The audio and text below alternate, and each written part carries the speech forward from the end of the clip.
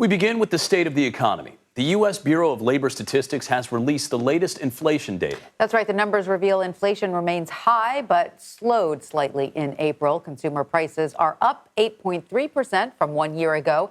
That is down 0.2% from March, but inflation still remains higher than experts predicted. Prices rose 0.3% from March to April. Overall, inflation remains near 40-year highs. President Biden addressed his plan to help boost food production and lower food costs at a farm south of Chicago, and he made an appeal to Congress for help. We have to keep investing in our farmers to reduce the cost, to reduce prices to consumers, and have the most productive, most efficient farmers in the world here in the United States.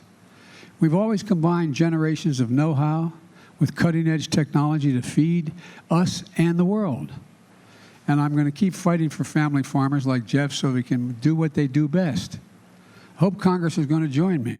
And joining us now from Chicago is CBS News senior White House and political correspondent Ed O'Keefe. Ed, great to see you. So how exactly did the president address consumer prices, which, of course, we know are on the minds of many Americans right now, and the economy?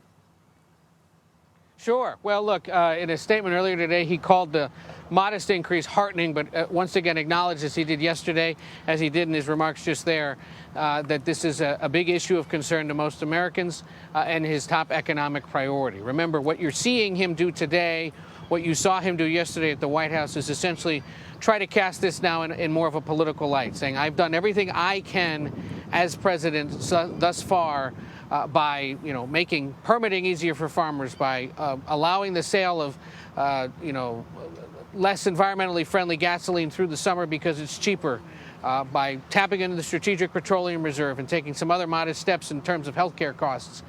Anything else beyond that that's more ambitious is going to require congressional action. And so by going to this farm about 60 miles from here in Chicago, ahead of some events he'll do here this afternoon, again, designed to get into a part of the country where the president hasn't been able to go that often, more rural, more purple or red areas, to say, I understand the concerns of farmers, I understand the concerns of consumers who keep hearing these talks of wheat shortages or other food supply shortages, not only in this country but around the world, both because of supply chain concerns and because of the war in Ukraine. So all of this, again, just sort of designed to put him out on the road, talking to everyday Americans, getting far outside of Washington, and trying to do something to turn around those poll numbers to continue to show most Americans hold him responsible for the inflation spike. Most Americans don't think he's doing enough to address economic concerns, and both he and his party are at risk of losing control of Congress later this year if they can't somehow start to turn around those numbers. Yeah, to that point, as many Americans are holding the president and the White House responsible, the White House playing a bit of a blame game, as far as inflation at least is concerned, blaming things like the war in Ukraine, President Putin. And he's also called out Republicans in terms of their plan to fight inflation. So politically speaking, why is the White House not taking more responsibility for what's going on? Well, it's telling, guys, that he doesn't, because, again, while he may say, as he did in his comments yesterday, and as he tried to suggest just now, that what he's doing is working and is designed to address these issues, the polling overwhelmingly shows that people don't believe him on that.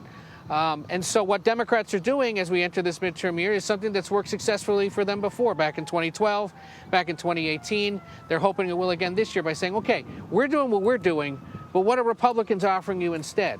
They're either offering you nothing, or the only guy who's put out a plan so far, Senator Rick Scott of Florida, has, among other things, suggested that lower-income Americans should have to pay more in taxes, that popular government programs like Social Security would need to be renewed every 5 years, which opens them up to being redrawn or potentially eliminated entirely. And you've seen the White House talk now about ultra-MAGA Republicans, or those extreme Republicans who may sign on to something that Rick Scott is proposing, may stand with former President Trump, and are known to be unpopular with many swing voters and certainly with Democratic voters who perhaps will be scared back into action by showing up this fall, by donating, by volunteering as well. We should point out that Republican plan from Senator Scott is just his alone. It has not been signed on to by many other Republicans. But the White House argument is, well, until somebody else offers one, or until every other elected Republican in Congress at least signals that they don't support it, we're going to presume that they do. And that kind of sort of running against Republican ideas that would chip away at popular government programs, or that suggest tax increases, or that aren't paying down the deficit at a time of economic concerns, has worked for Democrats before in midterm years, and they're hoping it works for them again. All right. Ed O'Keefe, despite the 85-degree temperature there in Chicago, not a single bead of sweat.